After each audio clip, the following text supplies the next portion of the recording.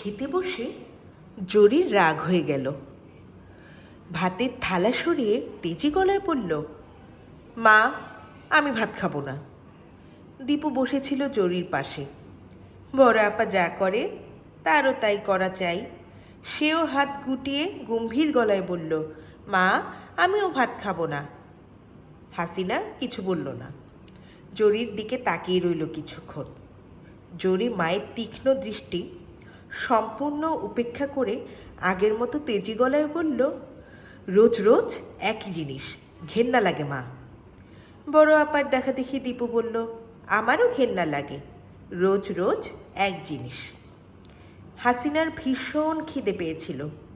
দীপুর আব্বা কত রাতে ফিরে তার ঠিক নেই। হাসিনা খানিক ইতস্তত করে নিজের জন্য ভাত বাড়ল। দীপুর মাথায় হাত রেখে কোমল স্বরে বলল, ভাত খেয়ে ফেল লক্ষ্মী সোনা। বড় আপা খাবে না? না, সে রাজকন্যা কি না, পোলাও কোরমা ছাড়া খেতে পারে না। আমিও পোলাও কোরমা খাবো মা। আচ্ছা, খেও। দীপু আর চোখে বোনের দিকে তাকিয়ে ভাত মাখতে শুরু করলো। জরি বলল, ডিম ভেজে দিলে খাবো। ডিম নেই, তাহলে কিন্তু আমি খাবো না।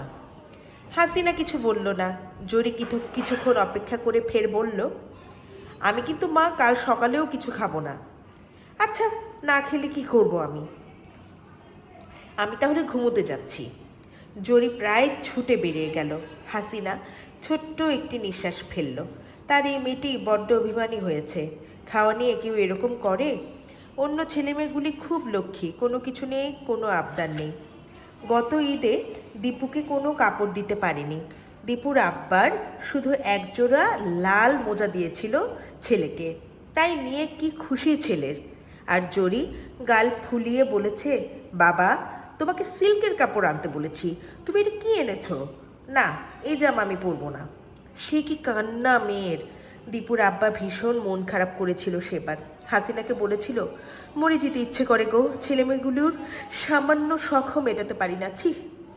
হাসিনা ভেবে পায় না জরি এমন অবুঝ হলো কি করে। বাবার রোজগারটাও কি তার চোখে পড়ে না? বছর না ঘুরতে ম্যাট্রিক দেবে যেই মেয়ে। সে একটু অন্যমনস্ক হয়ে পড়ল। দীপু বলল, আজ তুমি আমাদের সঙ্গে ভাত খেয়েছো মা? হ্যাঁ। কী জন্যে খেয়েছো? তোমরা যে লক্ষ্মী সোনা, এই জন্যে। ও, বুঝেছি। দীপু এমন করে কথা বলে, বড় মায়া লাগে হাসিনার। খাওয়া হয়ে যেতেই হাসিনা অসুস্থ পরীর জন্য দুধ গরম করতে বসল। পরী খুব অসুখে ভোগে। কিছুদিন আগেই মাত্র হাম থেকে উঠল, এখন আবার জ্বর। বড় একজন ডাক্তারকে না দেখালেই নয়।